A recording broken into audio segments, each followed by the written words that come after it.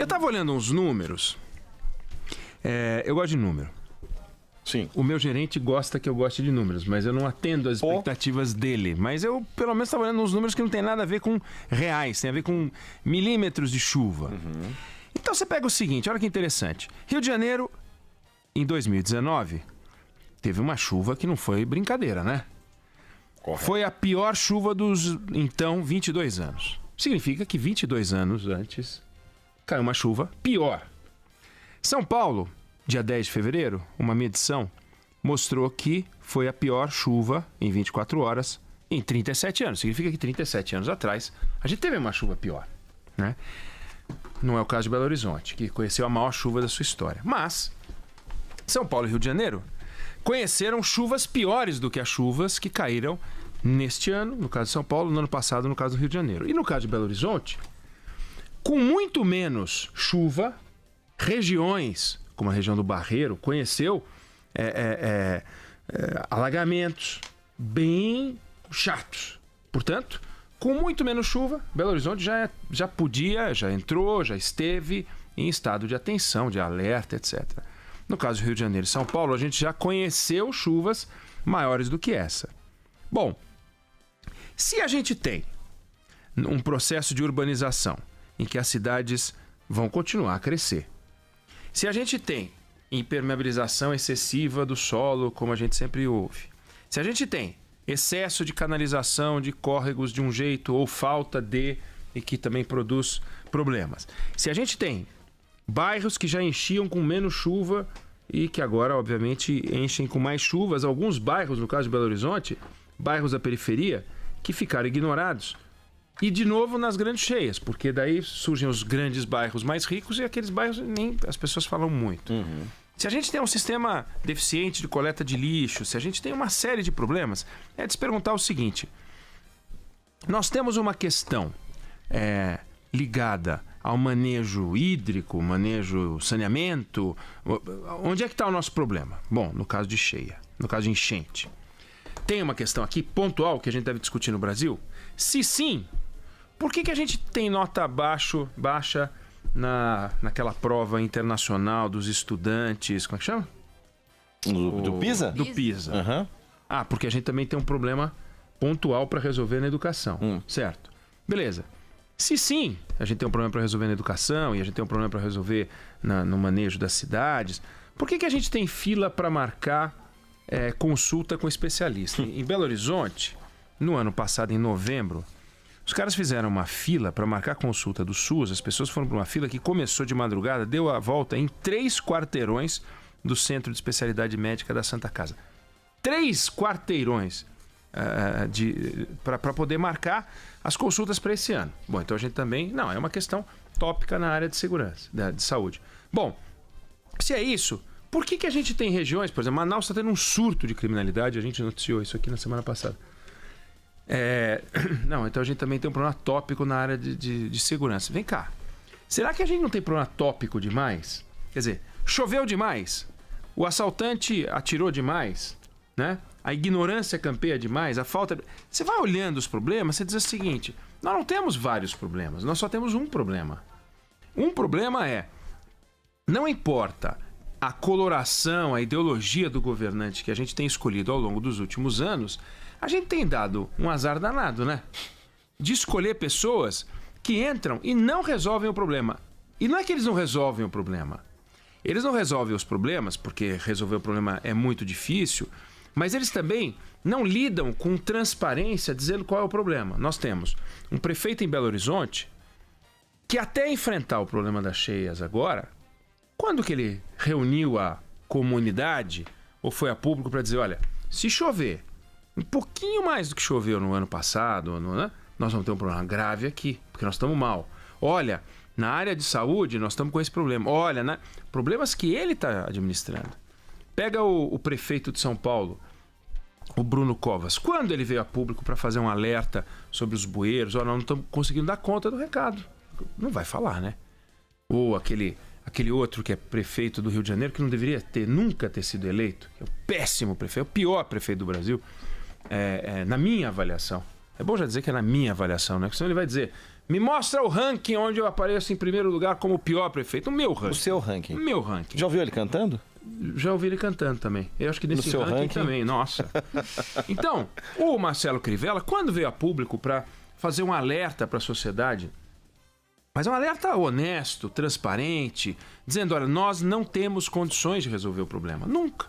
O João Dória, que resolveu ser governador, picou a mula da Prefeitura de São Paulo, correu daqui porque queria ser presidente, não conseguiu. Percebeu que era melhor ir para o governo. Saiu e foi para o governo. Quando ele reuniu a comunidade no primeiro ano da Prefeitura, no segundo ano da Prefeitura, ou agora, para falar dos problemas que o governo do Estado de São Paulo tem, que a administração pública estadual tem, isso vale para todos os governantes. Ou seja, a gente tem gente que, quando surge o problema, resolve jogar a explicação para fora. Então, a Amazônia está pegando fogo, o problema das ONGs. No caso do nosso ministro do Meio Ambiente, chegou a sugerir que aquele petróleo que estava chegando nas praias podia talvez ter coisa do Greenpeace no meio. É piro. Mas falou. Por que falou aquilo? Era piada? Então avisa antes, né? Ó, vou contar uma piada aqui. Não é piada. Depois disse que foi só um comentário, fora de contexto. Porque tudo aqui agora é fora de contexto. E olha que é um cara corajoso, destemido, mas o governo Bolsonaro é formado por pessoas que em algum momento se encantam e começam a falar e você fala, não, esse não. O Weintraub devia sair falando para cair logo. Mas o Paulo Guedes falar as bobagens que falou, podia não falar. Esse ministro do Meio Ambiente podia também ficar quieto de vez em quando, né? Fica quieto, calma. Bom, mas o meu ponto central é, nós não temos um problema ligado à cheia dos rios. Os rios sempre tiveram onde estão. As pessoas sempre ocuparam encostas, e prefeito atrás de prefeito, depois de prefeito, ninguém nunca chegou e falou, eu quero reunir vocês da imprensa para contar uma história que está acontecendo no Morro X. Notem que ele está sendo ocupado por pessoas, nós estamos tentando tirar, entramos, o Ministério Público não deixa, tem processos que estão rolando há 20 anos. Por que ele, prefeito, governante qualquer, diz, olha só, tem um processo que a gente está tentando tirar as pessoas de lá, desapropriação, ele não consegue tirar os caras. Tem 20 anos. Quando chover lá, vai cair aquele troço. Não tem isso. Então não tem um negócio desse, a gente fica numa encrenca do cão. Eu peguei um levantamento, um estudo, na verdade, sobre um desastre que aconteceu na região serrana do Rio, em 2011, que foi uma coisa inacreditável. Nós tivemos mais de 900 mortos. Nós tivemos cerca de 350 desaparecidos. Desabrigados, milhares. Foi no dia 11 e 12 de janeiro de 2011. Foram chuvas que provocaram enchentes, deslizamento em 7 municípios. Foi considerado a maior catástrofe climática do país. Pela ONU, foi o 8º maior deslizamento ocorrido no mundo nos últimos 100 anos. Segundo a ONU, foi comparado pelas dimensões ao que aconteceu em Blumenau e Itajaí em 2008, que a região ficou toda submersa, e o Katrina. Padrão Katrina, em 2005. Então foi um negócio horroroso. Aí esse estudo, que depois eu dou crédito, eu não anotei aqui, depois eu volto e digo, o que ele foi ver? Foi ver as causas disso. Quer dizer, como é que isso aconteceu, né? Aí é o seguinte, durante anos, encostas e margens de rio com ocupação irregular e desmatamento. Mas não é 1 ano, 2. É anos e anos e anos e anos de ocupação. Pô, mas não tem uma Secretaria do Meio Ambiente nessas cidades todas da região serrana? Tem várias secretarias do meio ambiente. Não tem uma defesa civil? Não é a defesa civil, não é para agir só depois, para tirar as pessoas da casa ou colocar no ginásio. É bom que coloque no ginásio, mas já foi, né? Por que não avisa antes? Quantas entrevistas os prefeitos dessas cidades, os secretários de meio ambiente, os chefes da defesa civil deram para fazer os alertas apontando aonde ia dar problema? Nunca, não tem, é aquele eterno silêncio. Pô, no meu mandato vou tentar segurar, porque vai que só estoura no outro. O Conselho Regional de Engenharia do Rio, o CREA do Rio de Janeiro, já tinha advertido 2 anos antes sobre o perigo da construção nas áreas de risco da região. A imprensa noticiou levantamentos em 2008 e 2009 nas 3 maiores cidades da região, apontando que 42 mil moradores viviam em áreas vulneráveis. Eram 230 áreas vulneráveis, não é 23, não é 2 áreas vulneráveis, 230 áreas vulneráveis. Segundo uma engenheira geotécnica que acompanhou a tragédia em Nova Friburgo, ela disse o seguinte: faltou comunicação, faltou educação, faltou gerenciamento de crise, muita gente morreu por não ter recebido informação. Quando você lê um negócio desse, você diz a falta de informação matou. Se a falta de informação matou, cadê a transparência dos governantes? Eu insisto, a Dilma Rousseff tinha que ter caído pela pedalada. Tinha que ter caído. Ela abusou, tinha que ter ido embora mesmo. E não fosse o Ricardo Lewandowski e o Renan Calheiros fazerem uma estrepulia no Senado, ela perderia os direitos políticos, como deveria ter sido. Mas fizeram uma estrepulia, disseram o mandato é uma coisa, elas separaram o X do cake. Entendeu? E mas a sobremesa chama X-cake. Não, mas uma coisa é o X, outra é o cake. Então, ela perdeu o mandato, mas podia ser candidata. Para a felicidade do país, veio a punição depois nas urnas, mas o fato é, ela deveria ter caído.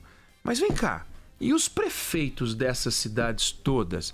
E o prefeito de São Paulo, o prefeito do Rio, o prefeito de Belo Horizonte, o prefeito das cidades serranas, os prefeitos... Não acontece nada com esses caras. Não existe uma pedalada ambiental, não existe uma pedalada da educação, uma pedalada da saúde. O que eles estão fazendo é pedalar. Eles estão pedalando, eles estão empulhando, eles estão fazendo com que a gente acredite que tem um lastro onde não tem lastro. O que é a pedalada da Dilma? É ir buscar dinheiro onde não tem, sugerindo que lá havia, pega esse dinheiro e esconde que não tinha lastro.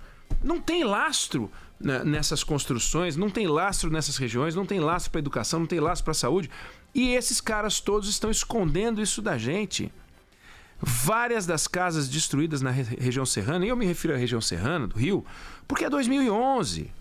Nós já estamos em 2020, já deu tempo para processar, entender, acompanhar, estudar e saber. E foi um desastre assombroso, assombroso.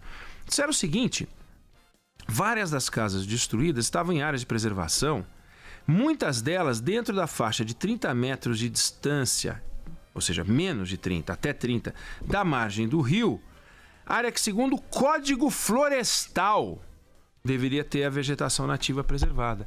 Ou seja, as pessoas estavam no lugar, é que nem fazer um acampamento na boca do vulcão. Se você topar que o vulcão, né, combinar com o vulcão dele não explodir, tudo bem. Aquele dia não. Hoje não, mas... Naquele ano não. Se acontecer? Se acontecer, você vai para os ares. Então, aconteceu e as pessoas morreram. A análise que foi feita pelo Código Florestal, análise todas de ocupação imprópria, o prefeito, por exemplo, de Nova Friburgo da época, ele disse à imprensa que a tragédia tinha sido uma fatalidade da chuva.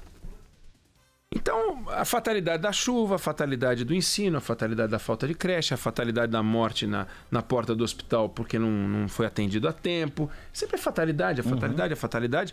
O que não é mentira, posto que você não faz nada. Então, você tem que considerar que é um lance de dados. Aí, a fatalidade é algo fatal. A fatalidade acontece.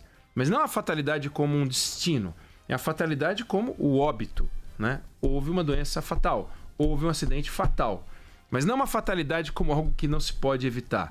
Não se pode evitar hoje, como se poderia evitar antes. Mas também isso vai ser uma verdade daqui 5 anos. Não se poderá evitar novas coisas se a gente não fizer coisas hoje. A gente gasta hoje 15 vezes mais até em emergência do que em prevenção de desastre. A gente gasta na construção de obras uma quantidade de dinheiro desproporcional ao que gasta em manutenção, e o que gasta com emergência é desproporcional ao que gasta em prevenção. Ou seja, a gente não previne nada, não previne a saúde, a prevenção é um desastre. Está aí o sarampo mostrando que a gente está numa campanha de novo, uma doença que voltou com força. Está aí a gente falando de dengue, nós não temos condições de combater. E aí nós estamos preocupados com o coronavírus, mas nós temos as nossas doenças que a gente não consegue resolver. Existe uma legislação que diz que o morador só é obrigado a deixar a sua casa em caso de risco iminente. O que é risco iminente? Sei lá o que é risco iminente. Ninguém sabe o que é risco iminente. Qual foi o brasileiro que se preocupou, governante, de dizer, vamos estabelecer isso com mais clareza para a gente proteger a vida das pessoas? Mas a vida das pessoas, nesse caso, eles não são funcionários públicos do topo da carreira, eles não formam nenhuma corporação, eles não são sindicalistas, eles não são sindicalizados, eles não são amigos de deputado. Então são pessoas que sofrem por não serem ligadas a quem quer que seja. É a chamada população carente, que continua carente, que é a população que mais precisa. Mais precisa de saúde, mais precisa de educação, mais precisa de proteção em caso de chuva e não tem nenhuma dessas circunstâncias e também na segurança. Então nós temos um problema no Brasil. E esse ano, insisto, e nós vamos falar muito disso aqui, é ano de eleição municipal. Nós temos que varrer esses vereadores, nós temos que varrer esses prefeitos porcalhões que colocaram a gente nessa situação. Ah, mas eu só fiquei nos últimos 3 anos, tô no meu 4º ano. Dane-se, vai embora. Você entrou e não denunciou. Você entrou e não falou nada. Você ficou quietinho. Você se valeu da sorte que você achava que tinha, porque ganhou a eleição, é sortudo. E aí chegou e foi ficando quietinho. Quando vem a confusão, o que você faz? Põe uma galocha e vai lá para fingir que você é presente. Presente o diabo. Presente o caramba. Não participa, não vê, não tá lá, não discute. Então, a gente tem um problema muito grave para resolver e só vamos resolver esse problema varrendo esses caras do mapa. Varrendo esses caras do mapa. A Cheia varreu as casas das pessoas. Nós temos que varrer esses políticos do nosso mapa. Não dá para contar com esses caras. 2018, houve uma varrida de mapa. Pessoas que entraram porque elas simplesmente não eram as que estavam lá. Não porque elas tenham virtudes, não. Nós vamos saber se tem ou não com o tempo. Mas elas entraram porque elas não estavam lá. Agora tem caras que já estão lá há 4 anos, alguns há 8 anos. Eles têm que sair, eles são responsáveis. Tem enchente, pau neles. Tem escola, até tá faltando creche, porrada, tira o cara. Não vamos ouvir desculpinha não. Troca. A gente troca de restaurante, a gente troca de... vai no Código do Consumidor para trocar uma roupa, reclama da empresa aérea, reclama do aplicativo, reclama do taxista, reclama do transporte coletivo. Vamos reclamar de um jeito que quer dizer não para esses caras. Não vamos ouvir. Ah, o senhor é incumbente, eu sou prefeito. O prefeito, o senhor resolveu o problema? Não, tira, põe outro. Ah, mas eu quero tentar. Não deixa tentar, expulsa. Nós temos que fazer um movimento contra a reeleição desses picaretas. Eu sou a favor do instituto da reeleição. Mas para eleger vagabundo, não. Tem que tirar esses caras, tem que tirar os vereadores. Tem vereador lá que não quer ser candidato a deputado estadual porque ele ganha muito mais. Sabe-se lá o que quer dizer ganha e o que quer dizer muito mais? Cuidando do lixo, cuidando das bocas de lobo, mas ele é a boca de lobo. O lobo é ele. Nós temos que tirar esses caras, não podem ficar, senão nós vamos continuar a enfrentar as tais fatalidades. Não, nós temos que dizer não para esses caras.